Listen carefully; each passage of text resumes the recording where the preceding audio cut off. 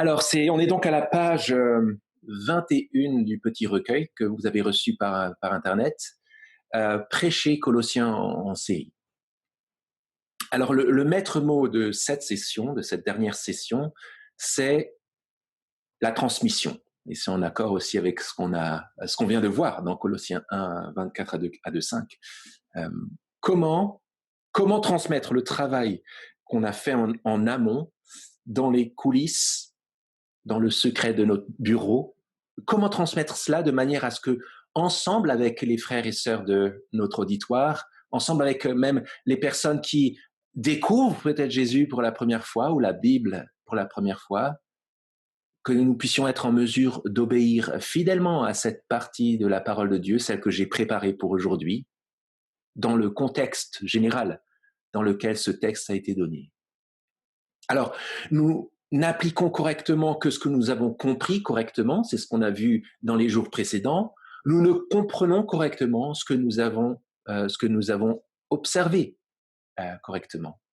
Et donc là, il y a toute ressemblance et tout lien avec le travail que nous avons fait ensemble depuis lundi soir n'est pas du tout fortuit, c'est prévu, c'est normal qu'il y ait des liens avec les deux sessions précédentes, structure et message de Colossiens, appliquer Colossiens. Maintenant, il s'agit de prêcher en série. On cherche comment enseigner fidèlement le message de Dieu dans la lettre aux Colossiens à l'Église de Jésus-Christ. C'est ça un petit peu notre travail. Et puis on va réfléchir aussi à d'une manière générale la mise en place d'une série. J'espère que par ailleurs les petits groupes qu'on va avoir à la fin pourront enrichir cela aussi par vos propres expériences. À la question comment prêcher le message de Dieu dans la lettre aux Colossiens à l'Église de Jésus-Christ aujourd'hui, notre réponse c'est en prêchant Colossiens en série. Alors, commençons d'abord par la prédication en série, les convictions de la prédication en série. D'abord, disons, et je trouve que là, John Stott aussi, dans son livre sur la prédication assez ancien, mais qui est tellement encore utile, il est très utile sur cette question. La série de prédication dans un livre donné ou dans une section donnée d'un livre, la série, c'est la conséquence logique de notre conviction de la prédication textuelle. La prédication textuelle ne concerne pas d'abord la prédication en série. C'est d'abord une manière de traiter le texte biblique dans la prédication, que ce soit une phrase, un verset, une péricope, une plus longue section. Mais en fait, la série, c'est la conséquence logique de notre volonté de traiter la parole il y a un texte dans son contexte. Je repense souvent et j'évoque souvent un ami qui n'avait pas au départ la prédication textuelle suivie dans sa pratique, mais qui avait vraiment le désir de prêcher fidèlement un texte donné. Et il s'était dit avec les anciens, ça serait bien que en ce début d'année, parce qu'il y a des nouvelles personnes, on prêche sur la fin de 1 Thessaloniciens, sur la question notamment des anciens, de la gouvernance, pour recaler les choses. Alors il avait commencé à préparer son message sur 1 Thessaloniciens. Et puis il s'était dit, mais en fait, quoi faire? Qu'est-ce que je devrais faire du contexte? Donc il a lu la section qui précédait dans 1 Thessaloniciens, et s'est dit, non, mais c'est pas mal, Paul, ce que tu viens de dire. Et en fait, de fil en aiguille, il est passé de la volonté de prêcher juste la fin de 1 Thessaloniciens à la prédication de 1 Thessaloniciens en entier, en disant à son église qui n'avait pas l'habitude, en fait, on veut vraiment écouter l'intention de l'auteur, Paul, dans ce qu'il a écrit et dans l'état où il l'a écrit. C'est pourquoi, pendant quelques dimanches, on va suivre ce que Paul nous dit et juste l'écouter tranquillement. Oui, alors là, on devrait dire que la série de prédications dans un livre donné ou dans une section de livre donné, c'est la conséquence logique de la prédication textuelle. Ensuite, c'est par la série qu'on apprend à être persévérant et en instruisant le peuple de Dieu. Là, quand Paul dit « prêche la parole à Timothée » dans 1 Timothée 4, 2, je pense qu'il a en tête cette idée que l'instruction du peuple de Dieu, avec toute patience et en instruisant, que les occasions soient favorables ou non, en fait, montre que c'est le rythme de la parole telle qu'elle s'est donnée. Tu sais de qui tu l'as reçue, c'est ce qu'il vient de dire. Toute écriture est inspirée de Dieu et utile, c'est ce qu'il vient de dire. Quand il dit du coup prêche la parole, il est en train de dire que la prédication en série euh, instruira le peuple de Dieu. Mais c'est aussi la persévérance de la prédication, quelles que soient les circonstances, même lorsqu'il y a du danger ou du rejet. Pareil, dans 2 Timothée 4, Paul parle des temps difficiles. Il viendra un temps où les hommes ne supporteront plus la saine doctrine, mais au gré de leurs propres désirs, avec leur démangeaison d'écouter, ils se donneront maître sur maître. Ils détourneront leurs oreilles de la vérité et se tourneront vers des fables. Qu'est-ce qu'il faut faire? Il faut peut-être essayer d'apprendre une fable par cœur, ou il faut essayer de faire d'autres choses. Non, Paul vient de dire là, au nom de Jésus-Christ, qui va juger les vivants et les morts, ta réponse aussi, en cas de danger, c'est de prêcher la parole. La prédication textuelle est aussi suivie dimanche après dimanche. C'est la réponse aussi, non seulement pour instruire le peuple de Dieu avec persévérance, mais aussi pour protéger le peuple de Dieu avec persévérance. Et puis aussi, la prédication textuelle en série fait justice à la souveraineté de Dieu. Pourquoi? Mais parce que de toute éternité, par son esprit, Dieu savait exactement dans quel contexte il conduirait tel auteur biblique à écrire et dans quel contexte ce texte qu'il a inspiré et consigné par écrit pour toutes les générations serait ensuite proclamé plus tard dans l'histoire pour son Église. Oui, c'est la souveraineté du Seigneur qui en cause, pardon. Alors la question, c'est si on pose la question de quoi notre Église a besoin en ce moment, c'est une très bonne question qu'on se pose pastoralement, constamment, à l'Église Saint-Lazare, qu'il faut se poser constamment. Mais d'une manière générale, c'est Colossiens 1,28 dont l'Église a besoin. C'est que Christ soit proclamé, c'est que la parole, dimanche après dimanche, soit proclamée. Et quand bien même on se dit, on devrait faire, comme on va faire à Saint-Lazare, une série sur Dieu, la vie affective et la vie sexuelle, en janvier, on va se poser des questions pastorales sur une série plus thématique. Mais souvent, on a remarqué avec Joe que même dans ces circonstances-là, de quoi notre Église a besoin en ce moment, assez souvent, on retombe sur une série qui approche d'une manière textuelle suivie le thème qu'on juge utile pastoralement d'aborder.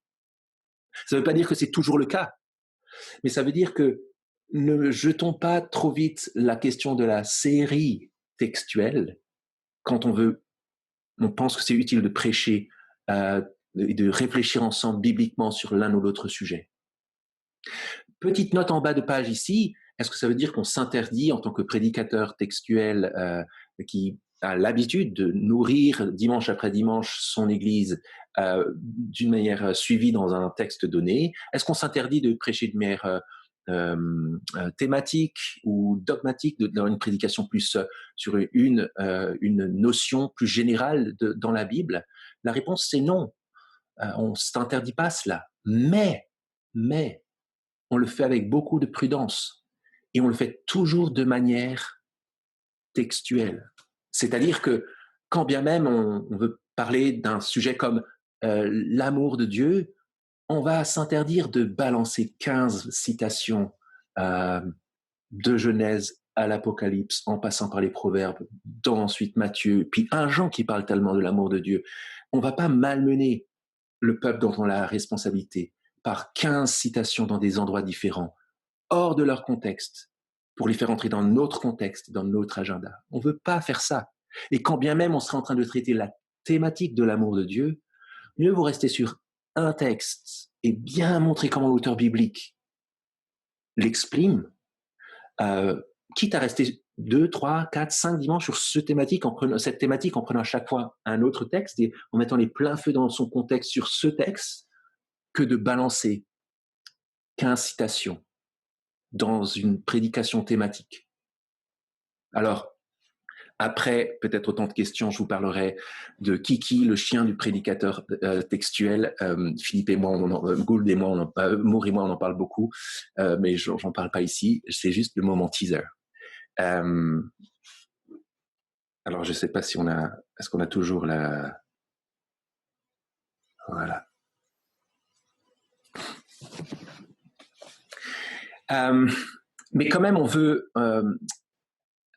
quand on croit dans la souveraineté de Dieu, dans la prédication, on renonce à un mythe.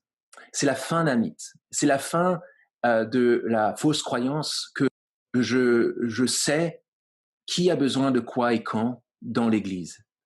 On n'arrive pas, nous, à sonder les cœurs. C'est pas possible de le faire. Et quand bien même on arrive à comprendre avec assez d'exactitude quels sont les besoins de l'une ou l'autre personne, qu'est-ce qu'on sait si c'est telle chose qui doit être dit à tel moment à l'Église rassemblée avec d'autres personnes? Il faut arrêter de croire dans le mythe que on sait ce dont l'Église, ce dont les individus ont besoin et quand. Ça, seul le Saint-Esprit le sait. Et ça nous conduit aussi au début d'une dépendance. Le prédicateur, au lieu de perdre son temps à tout le temps chercher constamment quel est le besoin personnel et individuel, parfois individualiste et nombriliste, des personnes, le prédicateur apprend à prier. Il apprend à faire confiance. Et quand bien même dans le temps de travail de préparation, il se dit « j'ai tellement du mal à travailler en vue de l'application de ce texte donné que je n'ai pas choisi et qui s'impose à moi », c'est une nourriture bien plus bénie pour l'Église que d'essayer de correspondre à des attentes éclectiques d'un auditoire qui n'a qu'un seul besoin, que Christ lui soit proclamé pour grandir en Christ, quelle que soit la portion de la parole.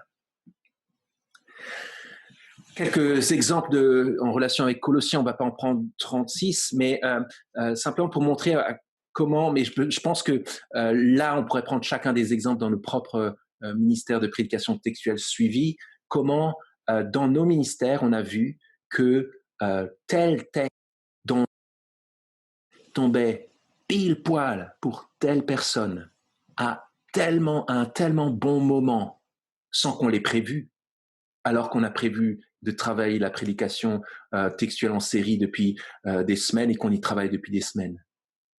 J'ai plusieurs exemples là, je ne vais pas les donner, mais je suis sûr que sur d'autres textes ou Colossiens, vous avez des exemples de cela. Le Saint-Esprit est souverain pour aller toucher, dans le cadre d'une série, qui il veut, quand il veut et comme il veut, parce que c'est lui le chef de sa parole. Ça nous conduit d'une manière plus précise à aller récupérer le travail qu'on a fait en amont en vue de le prêcher en série. Sur ce que je viens de dire, on peut revenir s'il y a besoin de précision ou de partage d'expérience dans le temps de questions après. Mais allons plus vers fonction du message central de Colossiens dans la série sur Colossiens. D'abord, l'idée, c'est de pouvoir choisir un titre fidèle au texte et à l'intention de l'auteur, mais aussi accrocheur. Pourquoi pas au moyen d'un sous-titre? Alors, pour Colossiens, lorsque on entame la série, on réfléchit à ce titre général de la série. J'avais déjà choisi une église qui grandit. Ça, c'était un des titres que j'avais, parce qu'il me semblait que Paul encourageait les Colossiens à continuer à grandir sur la base des premiers soubresauts jusqu'au moment de participer au réseau de l'Évangile. Une église qui grandit, c'est une église qui participe au réseau de l'Évangile. Voilà. Une autre fois, j'avais plus axé sur, en rapport avec les versets 6 et 7 du chapitre 2, sur enraciner. J'avais juste appelé ça enraciner. L'idée, c'est de rester enraciné en Christ et de montrer en quoi toutes les ramifications de la vie, des convictions, des résistances aux tentations et de la vie quotidienne trouvent leurs racines en Christ. Puis la dernière fois qu'on l'a prêché avec Joe à l'église Saint-Lazare, on a appelé ça combler, qui repose plus sur l'aspect vous avez tout pleinement en Christ, mais avec un point d'interrogation pour questionner les gens sur est-ce que je suis comblé en Christ, et aussi avec un sens plus apologétique, témoignage, en appelant les gens du cinéma où on se réunit avec l'Église à se poser des questions. Est-ce que je suis complet? Est-ce que pour moi Jésus seul suffit? Ou est-ce que pour moi j'ai l'impression que je pourrais être comblé avec ce que je cherche actuellement? Ou est-ce que mon cœur s'accroche à des choses qui ne me comblent pas? Voilà, c'est la raison pour laquelle on avait choisi comme titre combler, point d'interrogation, avec un sous-titre plus explicite, pourquoi Jésus seul suffit. Alors, ça nous conduit à la formulation d'un résumé qui sera utile dans le déroulement de la série, non seulement au moment de le proclamer, mais nous, lorsqu'on travaille le texte, Alors voilà la tentative de résumé concernant Colossiens, au-delà du titre accrocheur, c'est parce qu'en Jésus, Dieu nous donne tout pleinement, nous n'avons besoin de rien ni de personne d'autre que Jésus. Alors, sans nous détourner ni nous lasser, attachons-nous à lui et vivons en lui, par lui et pour lui. Ouais, c'est une tentative de résumer des 4 chapitres en une phrase un peu longue, mais qui cherche à aller plus dans les détails pour vérifier dans le texte si on y est ou si on n'y est pas. Ça, je le fais très souvent, quitte à gommer, raturer, réécrire au fur et à mesure de notre découverte, redécouverte de la lettre. Pourquoi ne pas le faire au crayon, enfin gommer, mais enfin voilà où moi j'en étais là. Là, le résumé, c'est parce qu'en Jésus, Dieu nous donne tout pleinement. Nous n'avons besoin de rien ni de personne d'autre que Jésus, sans nous détourner ni nous lasser. Attachons-nous à lui et vivons en lui, par lui et pour lui. Ce qui nous conduit à la fonction du résumé dans le déroulement de la série ensuite. D'abord dans l'introduction générale. Je pense que c'est dans l'introduction générale qu'il est le plus utile d'annoncer le résumé, la lettre, le titre, d'expliquer pourquoi le titre est pertinent, avec peut-être cette question clé que Joe m'a appris à poser pour une prédication, mais aussi pour une série. Pourquoi est-ce que c'est important qu'on écoute ce texte? Pourquoi est-ce que c'est important qu'on écoute cette lettre? On veut avoir une accroche qui accroche les cœurs et qui donne envie d'écouter non seulement un texte donné d'aujourd'hui, mais aussi la série qu'on ouvre. Donc, dans l'introduction, ce que j'appelle l'introduction générale à la série, la première prédication, c'est on veut camper le décor et situer les enjeux, montrer l'intérêt de cette lettre pour nous. Alors, pour la lettre aux Colossiens, j'avais simplement, là, c'est un peu foiré pour vous parce que on a eu le problème avec YouTube, mais j'avais préparé des slides où on voyait les différentes situations où nos cœurs s'accrochent, où nos cœurs sont toujours insatisfaits en tant qu'humains, mais peut-être aussi en tant que chrétiens, où nous sommes fragiles parce que nous avons sans arrêt des propositions de plus, ce qui peut avoir des dommages sur notre toute suffisance en Christ. Mais alors, comment est-ce que dans Colossiens, j'ai conduit à venir à l'intention de Paul pour qu'on l'ait déjà en tête dès le début? Un ami disait qu'une prédication, c'est pas comme une bonne blague, on garde la chute pour la fin. Non, non, dans une prédication, on annonce la couleur tout de suite. Et je pense que pour une série, c'est pareil. Pour une série, on annonce la couleur, on laisse pas la surprise pour la fin. Ah, vous voyez, au fond, c'est ça. Non, non, on va vérifier dans le texte que je vous annonce maintenant. Là, tout simplement, et vous l'avez vu, je l'ai fait dans la première prédication. On a lu ensemble verset 10.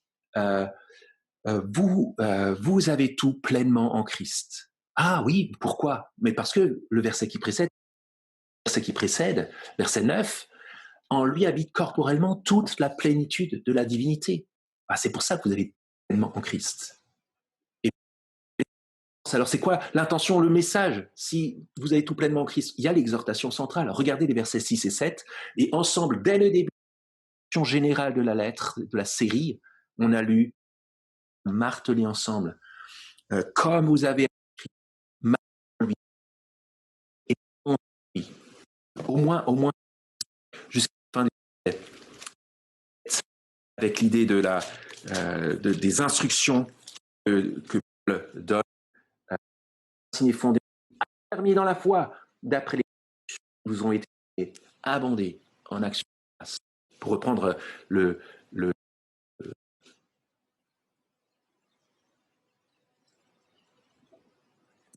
cadet. Ok. Étienne, le son est très saccagé en ce moment. Donc, ouais, alors je peux pas, les amis, je peux pas faire mieux parce que je suis en 4G. Je continue et puis malheureusement ce sera enregistré. Je suis désolé. Je suis désolé pour ça. Je sais pas. Si c'est trop gênant, tu peux couper ta vidéo. Ça devrait améliorer le débit. Ok. Si c'est vraiment trop gênant, toi, Étienne, tu peux couper ta vidéo et ça améliorera le débit normalement vu qu'il n'y aura que l'audio qui passera. C'est un peu moins cool parce qu'on ne voit plus, mais.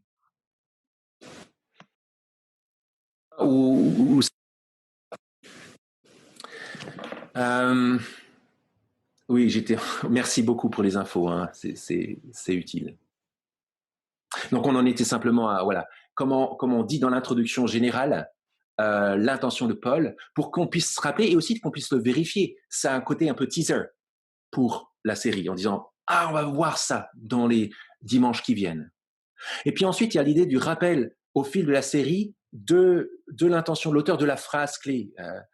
D'abord, pour faire le lien entre ce que j'appelle l'objectif général et les objectifs opérationnels.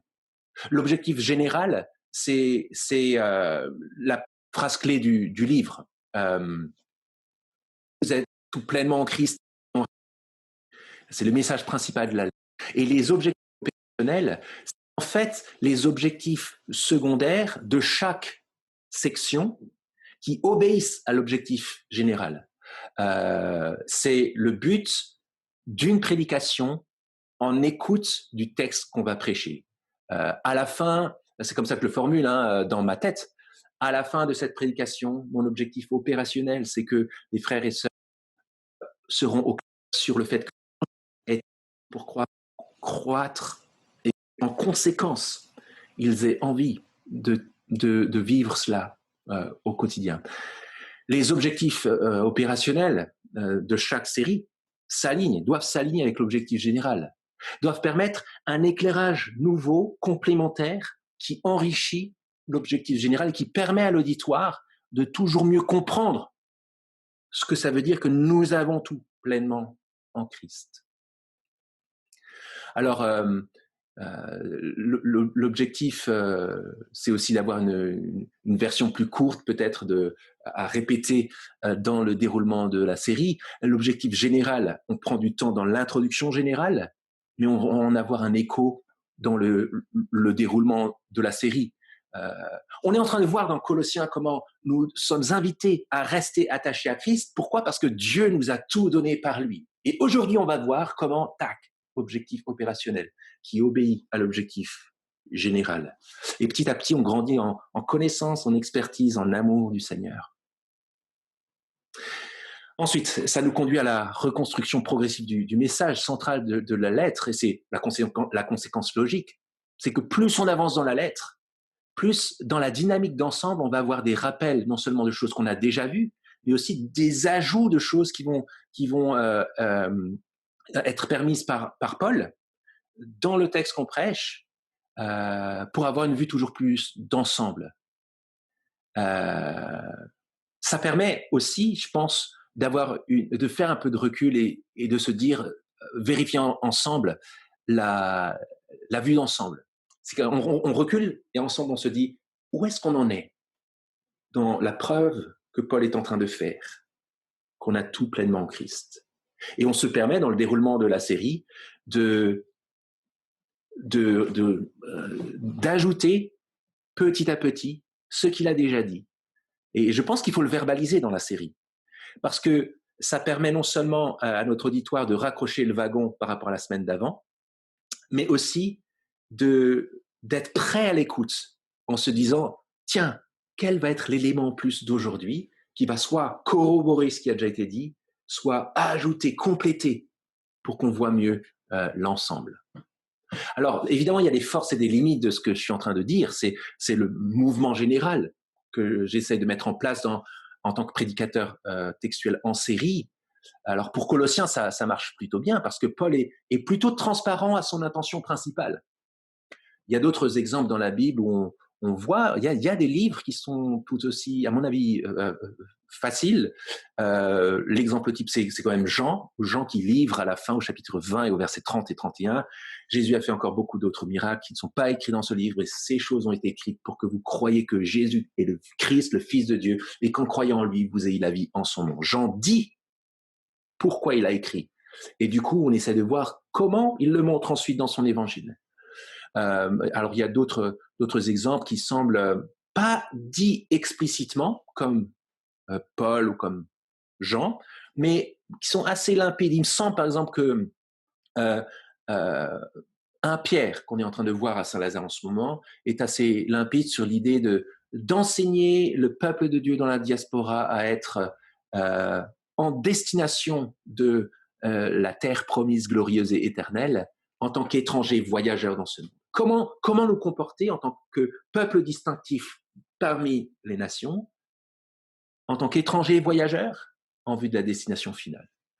Et puis peut-être dans 1 et 2 Samuel, peut-être que l'objectif, ce serait comment Dieu reprend les rênes de son peuple par un roi selon son cœur. C'est là l'avancée décisive de 1 et 2 Samuel. Avant, il n'y avait pas de roi, chacun faisait ce qui lui semblait bon en Israël. Et avec l'arrivée d'1 et 2 Samuel, Dieu, par l'Esprit, communique que c'est par un roi qu'il va conduire son peuple et le sauver. Alors ailleurs, je dis que c'est facile pour certains passages, ailleurs c'est plus difficile, plus compliqué par exemple pour Jacques, où on voit qu'il tisse ensemble des choses, et on laissera Thomas nous en dire un peu plus lorsqu'il sera orateur principal sur l'épître de Jacques dans 2 ans. Il le savait pas, je viens de lui dire. Là maintenant, Thomas, si tu nous regardes, voilà. Non, mais pour Romain, c'est peut-être un peu moins explicite, bien que ce soit quand même un peu plus facile, je pense, que Jacques. Pour 1 Jean, Jean tisse ensemble des choses, et mais cela ne nous empêche pas de réfléchir à ce qui fait un peu l'unité, et l'unité notamment pour Jacques, je crois que Thomas s'était dit que ça pouvait bien être changer de perspective, prendre la perspective nouvelle du peuple de Dieu dans les différents sujets que Jacques aborde. Alors c'est pas du tout saugrenu de chercher l'occasion qui aurait présidé à la rédaction d'un livre donné, mais on veut pas non plus être dogmatique. C'est ça que je suis en train de dire. On veut faire attention à ne pas surimposer une intention de prédicateur sur un texte. On veut pas maîtriser le texte, mais on veut être maîtrisé par le texte. Et ça se passe aussi lorsqu'on est à la recherche progressive dans les 25 ans qui viennent du sens et de l'intention, du but de tel livre dans la Bible. Ensuite, on en vient au réinvestissement du travail sur la structure du livre dans la série. Alors d'abord, je pense que c'est important, sur la base de ce qu'on a vu sur le message et la structure le premier soir, de dégager des sections cohérentes. Alors voilà d'abord le principe général. Notre but à ce stade-là, c'est de réfléchir comment proclamer tel livre, pour nous Colossiens, de telle manière à ce qu'il soit reçu par mon auditoire. Dans quel but? Dans le but pour que Bible en main, mon auditoire puisse être à même de comprendre le message, les enjeux et les réponses à donner à Dieu en l'écoutant. C'est ça le but, petit à petit, semaine après semaine. Et voici, pour poursuivre, quelques points d'attention qui peuvent aider à construire une série avec une bonne intentionnalité. D'abord, ayons égard au genre littéraire. Pour un narratif, ce sera assez souvent un texte, une section à prêcher un dimanche donné, une section plus longue. En particulier les narratifs de l'Ancien Testament, mais je pense aussi à certains textes d'Actes des Apôtres. Pour les prophètes, on l'a vu avec Ésaïe l'an dernier, la masse énorme du texte nous conduit à réfléchir peut-être à non seulement découper le texte sur plusieurs années, ne pas prêcher Ésaïe en une année, c'est ce qu'on a vu l'an dernier, mais aussi à réfléchir sur une longueur cohérente de texte, en prenant en compte que dans les prophètes notamment, il y a des sections qui peuvent être en chiasme, en réponse. Ça, il faut le prendre en compte par le genre littéraire pour que notre choix éditorial pour la prédication colle au texte, et ça demande du travail en amont. Pour les évangiles aussi, découper le texte en sections que j'appelle une section prêchable dans Marc, c'est pas la même chose que dans Jean. C'est pas exactement la même manière de penser, c'est pas la même manière de proclamer Christ et de le montrer. À nous de voir comment être cohérent dans notre manière de prêcher un texte donné. Pareil pour les épîtres, évidemment pour l'apocalyptique, et non seulement l'Apocalypse lui-même, où je trouve que c'est assez facile de le faire sur les 7 lettres à l'Apocalypse, Ça peut devenir un peu plus complexe lorsqu'il s'agit de prêcher les différentes facettes de la victoire de Christ jusqu'à la nouvelle création dans le reste d'Apocalypse. Attention au genre littéraire dans notre manière de découper et de préparer notre série. Pensons aussi à l'auditoire. Si on est en prédication régulière à l'église locale, pensons à ce qu'elle est néophyte. Est-ce elle a eu l'habitude de prêcher, d'entendre des prédications textuelles et en plus des prédications textuelles suivies ou pas? Mieux vaut commencer par juste une prédication textuelle après l'autre, plutôt que de tout de suite commencer avec une longue série. Là, je pense que je me suis planté dans le passé, notamment sur Proverbes, où j'avais fait une série sur Proverbes trop longue, qui était indigeste, non seulement par, je pense, la longueur des textes. J'avais choisi des textes qui étaient parfois un peu longs, dans Proverbes 1 à 9. Mon désir, c'était de donner quelques clés utiles pour lire la suite des Proverbes. Mais en fait, non seulement certaines sections étaient trop longues, mais en plus, la série en elle-même était trop longue et indigeste pour une église qui n'adhérait pas nécessairement entièrement à la prédication textuelle. Donc là, j'aurais dû être plus à l'écoute à ce moment-là. Pensons à ce que c'est une église qui est plus dans l'oralité ou plus dans l'écrit, suivant les latitudes où on sert le Seigneur. Pensons à l'âge, pensons aussi si c'est une situation d'évangélisation. Je pense que tous nos cultes sont en situation d'évangélisation, mais lorsqu'on est dans une série de 3 prédications autour de Noël, pensons à la longueur du texte, pensons à la manière de découper, pour qu'elle soit pas juste proclamée au peuple de Dieu, mais à tous ceux que nous voulons voir venir à Jésus dans des moments donnés de l'année. Et puis évidemment, si c'est un week-end d'église, comme je l'ai dit, c'était un peu audacieux, par exemple, de prêcher Colossiens en série à l'église de Woluwe, par exemple, mais parce que les sections étaient potentiellement longues, et ça m'a forcé à faire des choix éditoriaux, comme à l'église de Lagny, par exemple, il y a quelques années, qui ont potentiellement fait des prédications assez longues et touffues. Peut-être mieux aurait valu me dire, bon, on va juste se focaliser sur 3 textes plus courts plutôt que de vouloir prêcher tout Colossiens. Attention à l'auditoire. Le calendrier ensuite. Je reviens sur ce que j'ai dit. J'ai mentionné Martin Lloyd-Jones dans les questions il y a 2 jours, qui disait du haut de sa longue expérience qu'en fait, en prêchant, c'est toi, Philippe, qui m'en a parlé, je crois, la semaine dernière, en prêchant le sermon sur la montagne, il n'avait pas prévu au départ combien de prédications ça donnerait. Alors, ça reste Lloyd-Jones et sa manière de prêcher. Je ne suis pas sûr d'adhérer en tout point à sa manière parfois microscopique de prêcher sur un verset. Voilà. Mais entendons-le. Parce que ça veut peut-être dire que parfois, dans notre volonté de trop caler une série sur un calendrier, on fait rentrer le texte dans des dates trop restreintes. Je répète la phrase. Mieux vaut avoir ajouté 2-3 dates au-delà du temps de l'Avent, plutôt que de tout forcer à entrer avant le temps de l'Avent, si on fait une série sur l'Avent, et d'être indigeste et d'avoir des textes trop longs, trop denses. Voilà. Alors, d'une manière générale, moins une église est habituée à la prédication textuelle, je pense que moins la prédication doit être longue, la série doit être longue. Commençons par 1 ou 2, comme je l'ai dit avant. Et si c'est possible pour qu'un livre parle dans toute sa force, il est bon que ce texte soit prêché d'un seul tenant, dans une séquence de dimanches non entrecoupés. Là, par exemple, on essaye de prêcher Colossiens, 1 Pierre depuis la rentrée jusqu'à Noël. On a rajouté un dimanche pour bien le faire à l'église Saint-Lazare.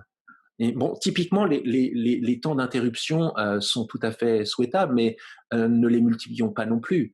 Voilà, l'Avent ou Pâques, c'est normal de s'arrêter. C'est encore mieux de faire comme je crois Thomas a fait à Albi l'an dernier, de faire monter une prédication, une série vers Pâques pour qu'à Pâques tombe le message de Pâques de manière explicite dans le cadre de la série qu'il est en train de prêcher. Et ça nous conduit aussi à ce que j'appelle l'expérience dans ce livre. J'en parlais aussi dans les sessions précédentes. On part du principe que sur la durée de notre ministère, notre but ne peut pas être d'avoir prêché toute la Bible. nos limites personnelles, les limites de notre Église, l'importance différente de certains textes par rapport à d'autres seraient des raisons nécessaires et suffisantes pour renoncer d'entrée à avoir cet objectif global, toute la Bible. Ça semble beau, mais je ne pense pas que ce soit sage. Plutôt, voilà une alternative qui me semble plus réaliste.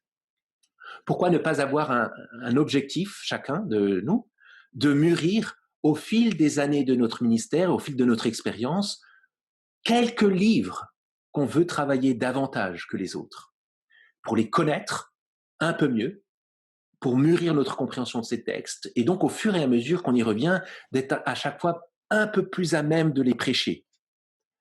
Pourquoi ne pas se dire quelque chose du style, si je devais me donner un top 10 de livres bibliques sur lesquels je vais revenir volontairement, intentionnellement, au fil de mon ministère, et dans lesquels je devrais monter en expertise, ça devrait être lesquels?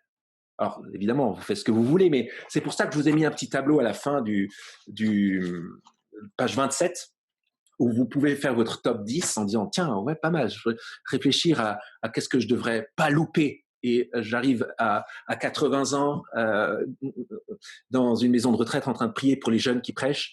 Je voudrais pas avoir de regret d'avoir trop donné sur un livre ou d'avoir pas assez donné sur un livre. Faisons le top 10, c'est une petite idée comme ça en passant. Et ça nous conduit aussi au point 5, le partage de la série avec d'autres prédicateurs. Je sais qu'on est plusieurs dans ce cas, et voilà quelques réflexions sur cela. D'une manière générale, je pense pas que c'est super de prêcher une fois sur deux, 8 mois, 8 mois, 8 mois. Et même si on prêche sur un même livre, parce que tout simplement nos manières de prêcher sont différentes et un turnover trop grand peut brusquer l'auditoire et nous brusquer nous-mêmes parce que on a besoin de méditer en tant que prédicateur sur un bloc d'au moins 2-3 sections à prêcher pour bien mûrir les choses correctement et laisser la pensée de l'auteur nous imprégner. Alors quand on est plusieurs prédicateurs, l'option c'est parfois qu'un seul prêche le livre choisi. Je sais que c'est le cas de certains d'entre nous. C'est un vrai atout pour le mûrissement dans la compréhension de la lettre de celui qui prêche, mais attention parce que ça peut être une gêne potentielle pour l'unité d'écoute de la part de l'auditoire. Parce que si on admet que l'un des prédicateurs se concentre sur Colossiens, mais ne le prêche que une fois sur 3 ou une fois par mois, ça sera difficile de raccrocher le wagon à chaque fois. En tout cas, il faut en être conscient. Alors, comment est-ce qu'on applique ce principe à Colossiens? Et là, on avance un peu dans cette question. Alors, j'ai eu personnellement 4 ou 5 fois l'occasion de prêcher Colossiens dans différents contextes, et je vais encore sans doute évoluer, je l'espère, dans ma compréhension de la lettre, mais voilà où j'en suis à l'heure actuelle. Alors, vous avez là une proposition de découpage en 4 fois. Le premier bloc, c'est ce qu'on a prêché en 3 prédications ces 3 jours, mais c'était pas dans le cadre d'un week-end. De 1.1 à 2.5, c'est Christ est celui par qui Dieu réconcilie la création avec lui-même. Proclamons-le coûte que coûte. Voilà.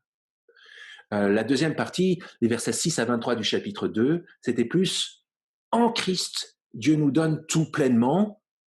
Restons fermement attachés à lui, sans rien concéder. Voilà pour la deuxième partie. La troisième partie, chapitre 3, verset 1 à 4, verset 1. En Christ, Dieu recrée toutes choses, laissons-nous transformer par lui, 7, 7, 24, 24, et avec les détails ensuite.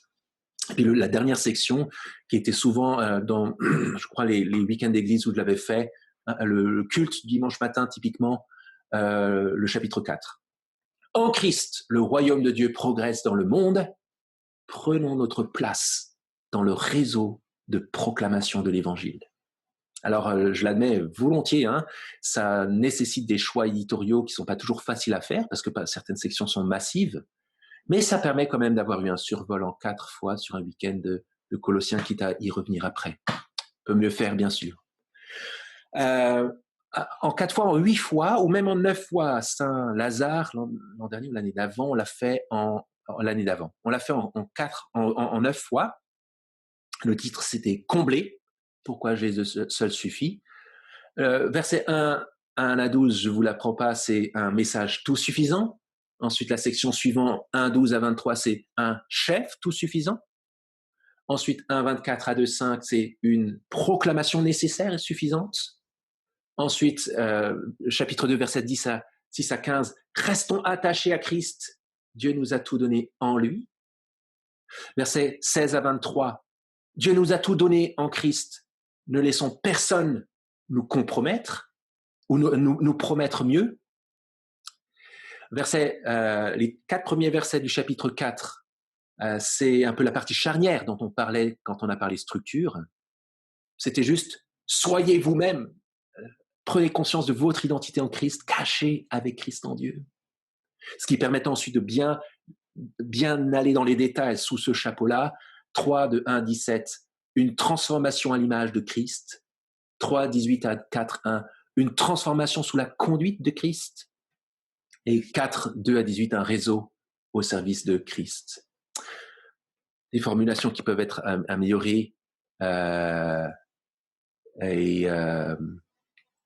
bien sûr, mais voilà la dernière tentative en date, on va dire comme ça. J'espère continuer à travailler Colossiens dans l'avenir. On en arrive au point suivant, la gestion des applications, ce qu'on a vu hier, dans le déroulement de la série. Alors, pour rappel, Colossiens nous est parvenu préappliqué. Et je ne vais pas revenir sur les détails, on peut voir dans les sessions précédentes cette idée. Et simplement, le signe caractéristique du fait que Colossiens nous soit parvenu préappliqué, c'est tout simplement les impératifs et les exhortations qui sont contenues dans le texte. Pas seulement, mais c'est quand même un signe caractéristique d'une volonté de mise en application déjà dans l'intention de l'auteur biblique. Ensuite, l'application centrale, je pense qu'il faut reprendre celle de Paul. L'application centrale, on l'a au chapitre 2, au versets 6 et 7. Si vous avez tout pleinement en Christ, il faut marcher en Christ, il faut marcher en lui, il faut rester enraciné, fondé en lui. Ça, c'est l'application centrale. C'est ce que Paul veut à tout prix que les Colossiens fassent en refermant cette lettre. Et ensuite, les applications secondaires, c'est en lien assez étroit avec les objectifs opérationnels dont je parlais, qui servent l'objectif général. Elles sont censées seconder l'application centrale. Comme si on pouvait dire, marcher en Christ, c'est-à-dire porter les fruits dignes de lui. Marcher en Christ, c'est-à-dire, on va le faire comme ça, marcher en Christ, c'est-à-dire reconnaissez sa grandeur et restez attaché à lui. Marcher en Christ, c'est-à-dire, donc à chaque fois la section suivante, vous avez les points dans le déroulement, c'est-à-dire restez fermement attaché à ce que Paul l'apôtre dit de lui dans la proclamation. Marcher en Christ, c'est-à-dire comprenez que Dieu vous donne tout en lui. Ensuite, on continue, toujours le chapeau général. Marcher en Christ, c'est-à-dire rejeter tout le reste. Marcher en Christ, c'est-à-dire prenez conscience de votre identité en Christ. Vous êtes caché avec Christ en Dieu. Recherchez les choses d'en haut et non celles de la terre. Marcher en Christ, c'est-à-dire laissez-le vous transformer. Marcher en Christ, c'est-à-dire laissez-le conduire toute votre vie. 7-7, 24-24 à la maison, au travail. Marcher en Christ, c'est-à-dire prenez une part active dans le réseau de l'Évangile. Alors, les autres applications, comment faire le choix? On en a parlé lorsqu'on a parlé des applications notamment. Il y a d'autres applications qui sont, on va dire, tertiaires, qui dépendent de ces applications secondaires, mais il y a un choix à faire. Et parce qu'il y a un choix à faire, sous peine non seulement d'être touffu à l'excès, mais aussi à cause de cela de noyer le poisson et de masquer le message principal, on veut faire attention à nos choix éditoriaux. Je m'explique. On peut avoir on peut être super clair sur la phrase clé de notre prédication, sur le titre, sur l'accroche. Mais en fait, si on se perd trop dans les applications que j'appelle tertiaires, qui peuvent être vraies, qui peuvent être dans le texte, mais qui ne sont pas au cœur de l'intention de l'auteur, il est possible que notre chapelet d'applications qu'on enchaîne et les exemples et les sous-exemples noient le poisson, fasse oublier à notre auditoire l'application principale. Alors attention à ça. Et c'est ce qu'un ami à plusieurs d'entre nous, Michael Yu, disait constamment à St. Helens, nous disait cut branches, hein, coupe des branches, enlève, c'est trop touffu. Il faut juste, voilà, trois branches dans ton arbre au moment des applications et de ce que tu dis sur le message central. Un autre ami à nous qui nous a quittés, qui s'appelait Edward Nelson, parlait de quelque chose de beaucoup plus violent, qui est pas mal comme image, c'est de noyer des chiots. Alors pour ceux, c'est volontairement violent, hein, mais pourquoi cette image est parlante? Parce que quand on est dans une ferme où il y a beaucoup de chiens partout et qu'il y a une portée de 6 chiots ou 8 chiots qui naissent, alors ce qu'on fait souvent, c'est qu'on va noyer tout de suite les chiots qui viennent de naître, qui sont mignons, tout doux, attendrissants, en particulier pour notre fille de 4 ans qui fait comme ça. Mais en fait, ça ferait trop pour la ferme. Et donc, il faut aller le faire. Je suis désolé, hein, c'est comme ça que ça se passe dans les vraies fermes et dans la vraie vie, je pense, partout dans le monde. Moi, je l'ai vu. Mais l'image est parlante parce que ça nous montre que il y a dans notre préparation et dans notre travail, surtout si on a travaillé avec beaucoup de soin, des choses auxquelles on tient tendrement, qui sont vraies, qui sont justes, mais qui risquent de desservir l'écoute centrale et qu'on doit noyer.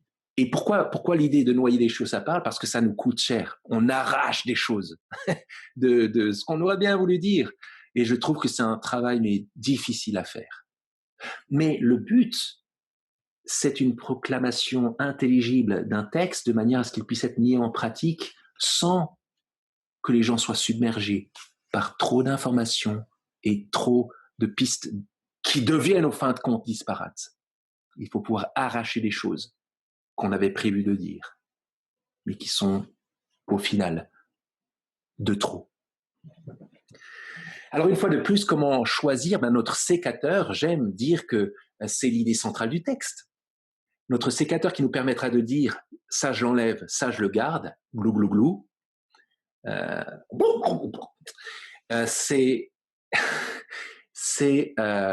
tout simplement l'idée centrale, le message central, l'application centrale. Et si ce que j'allais dire qui est juste, que Paul semble dire, mais qui sert pas cette application centrale, qui est le cœur du texte, alors c'est légitime pour moi que je l'enlève, je coupe. Mon sécateur, c'est l'idée centrale du texte. Et ça nous conduit au point suivant, l'élaboration de la structure d'une prédication. On passe de la phrase clé du texte à la phrase clé de la prédication. La phrase clé du texte nous permet de voir dans l'objectif opérationnel ce que le texte me pousse à travailler sur la base de Colossiens 1 et 2. Voilà ma phrase clé du texte. Par exemple, pour Colossiens 1, la première prédication, Colossiens 1, de 1 à 12. Paul, reconnaissant parce que les Colossiens ont bien reçu l'évangile, prie pour que sur cette même base, ils continuent à grandir dans l'évangile pour vivre d'une manière digne de Christ. Ça, c'est la phrase clé du texte.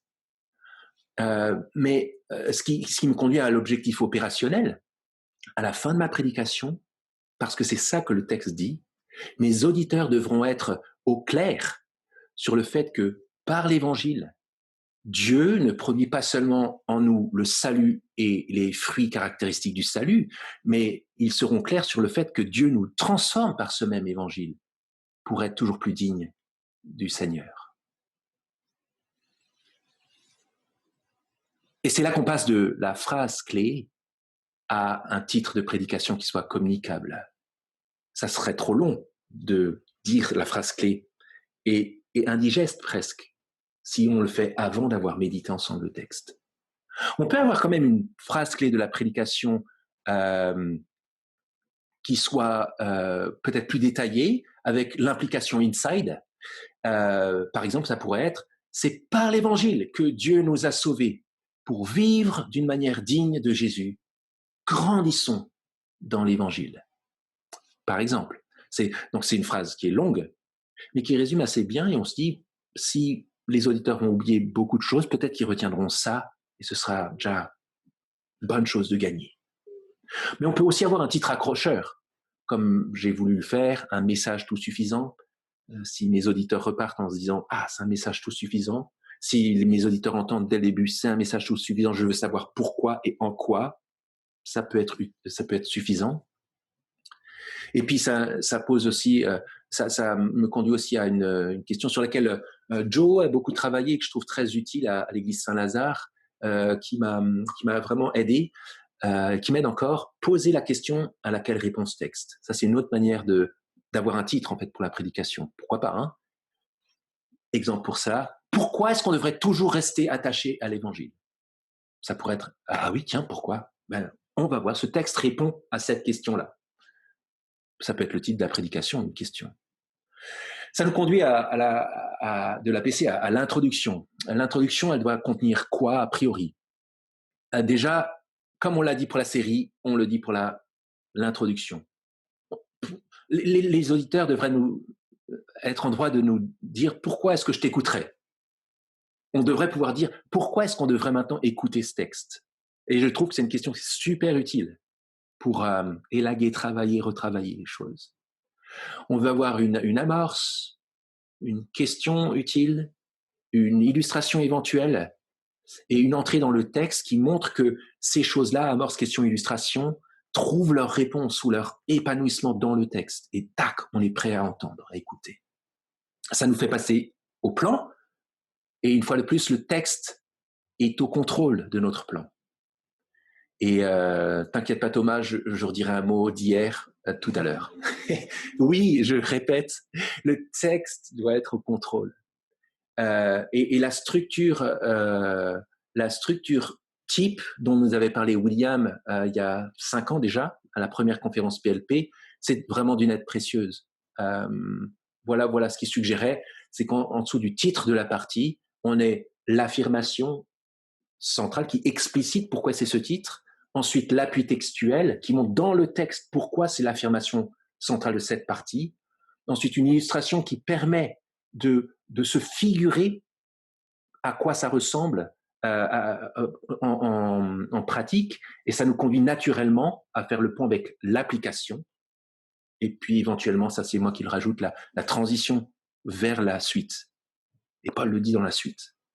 Affirmation, appui textuel, illustration, application avec éventuellement la transition pour qu'on suive pour la suite, dans la suite logique de l'auteur. Pour Colossiens 1, de 1 à 12, on avait un message tout suffisant pour croire, tout suffisant pour croître. Et c'est là que je reviens sur ce que Thomas, tu me disais sur la deuxième prédication, pourquoi j'ai pas suivi dans mon plan le déroulement de la pensée de Paul. Et je reconnais volontiers que c'est quelque chose qu'il faudrait à tout prix corriger dès que possible. Et là, c'était possible. Je reviens sur donc j'avais repris des versets à la fin. Je pense que c'était alors c'était où que tu nous as donné ça? Je pense que c'était pas gravissime de l'avoir fait, mais je te remercie de nous avoir rappelé que c'est quand même, dans la mesure du possible, le texte qui doit être au contrôle dans notre plan, avec la phrase la phrase de William Taylor, dans la mesure du possible, suivre le texte. Et si j'arrive pas à coller d'une certaine manière mon plan sur le déroulement de la pensée de l'auteur, même cursivement, ça veut peut-être dire que j'ai du mal à comprendre ce que ce petit bout fait à cet endroit précis dans la pensée de l'auteur. Et je l'admets volontiers pour le texte d'hier. Je crois comprendre pourquoi Paul le dit déjà maintenant, mais peut-être que j'ai pas assez travaillé en amont sur tiens pourquoi il le dit ici et pas raccrocher la suite. Alors Thomas suggérait la chose suivante.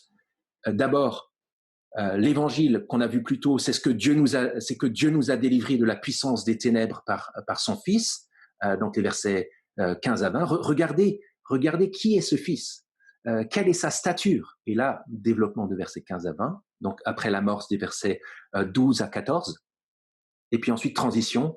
Eh bien, ce Fils a mis tout ce qu'il est pour nous, tout ce que ce Fils est, il l'a donné pour nous, alors que nous étions ennemis. Regardez le verset 21, et ensuite développement sur les versets 22-23.